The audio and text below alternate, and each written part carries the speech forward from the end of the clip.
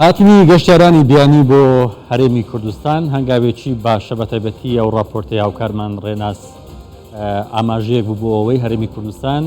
لە ڕووی ئەمن و ئاسایشەوە لەبارە بۆی گەشتیارانی بیانی بتوانن بەو گروپەوە بەو شێوازەوە بێنە هەولێر و هەرێمی کوردستان لە گرافیکێک باسی سێکتەری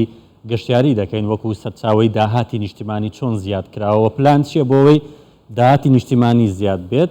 لە 2015 دەبینین 782,000 کەس گەشتیار هاتوۆتە هەرێمی کوردستان لە 2016 بەرز بۆتەوە بۆ 1.6 ملیۆن لە 2017 زیاتر بەرز بۆتەوە گەیشتۆتە 2.2 ملیۆن لە 2018 هەمدیسان ئاستەکە بەرز بۆتەوە گەیشتۆتە 3,50,000 گەشتیار ینی سەروی 3 ملیۆن گەشتیار هاتوۆتە هەرێمی کوردستان لە 2019 دیسان بەرز بۆتەوە بۆ 3.7 ملیۆن و لە 2020 بەهۆی کۆرۆناوە بینین کە لە 2020 ڤایرۆسی کۆرۆنا وای کرد کە بازاڕەکان دابخرێ گەشت و گوزار دابخرێن ئەمانە وای کرد کە هاتنی گەشتیار ئاستی ڕێژەی گەشتیار بۆ هەرێمی کوردستانی وەکو هەموو وڵاتانی دیکە دابەزێت بۆ 846,000 گەشتیار بەڵام لە 2020 بینین ئاستەکە زۆر بەرز بۆتەوە گەیشتۆتە 4 ملیۆن گەشتیار هەر سەبارەت بە هاتنی گەشتیاران لە ساڵانی ڕابردووە تاکو ئێستا چۆن بووە ژمارە گەشتیارانی بیانی باز دەکەن لە 2015 دەبینین کە 83,000 گەشتیار هاتووە و لە 2016 بەرز بۆتەوە بۆ 376,000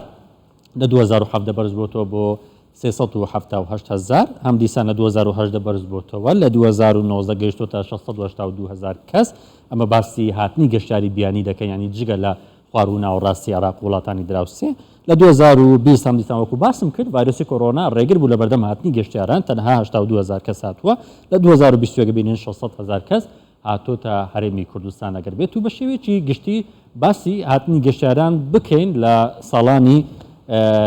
2022 ئەبینین لە ماوەی ئەم چەند مانگەی ڕابردوودا نزیکەی 6 ملیۆن گەشتیار پێشبینی دەکرێت تاوەکو ئەم ساڵ بێتە هەرێمی کوردستان و داهاتەکەشیان بگاتە 950 ملیۆن دلار ئەمە وەکو داهاتی نیشتیمانی سەیر دەکرێت کە داهاتەکە دەچێتەوە بازار ینی کاسبکار و خاوەن هوتێل و ڕێستورانت و چێشخانەکان لی سوودمەند دەبن و بازار بە شێوەیەکی گشتی و مۆڵەتی شوێنی گەشتیاریش تاکو ئێستا دراوەتە 2,983 مۆڵەت و زیاتر لە 3,799,000 گەشتیاریش لە 7 مانگی 2022 هاتۆتە هەرێمی کوردستان ئەم پلانە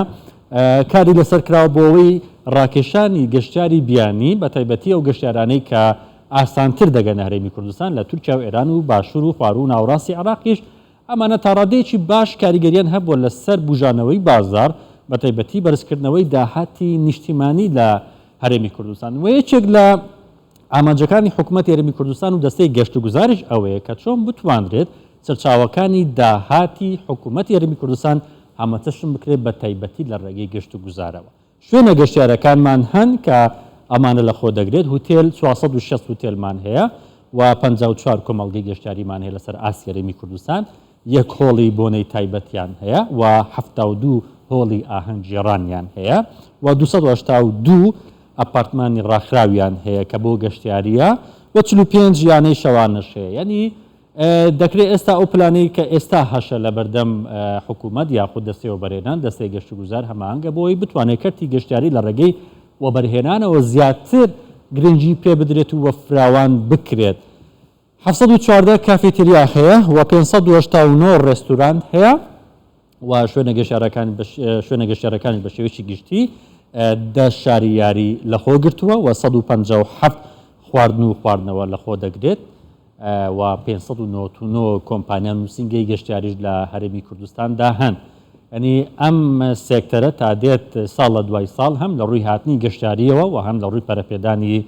شوێنە گەشتیارەکان کە چۆن بتواندرێت لە ڕێگەی ماستەر پلانی گەشتیاریشەوە گرنگی بە کەرتی گەشت و گوزاری هەرێمی کوردستان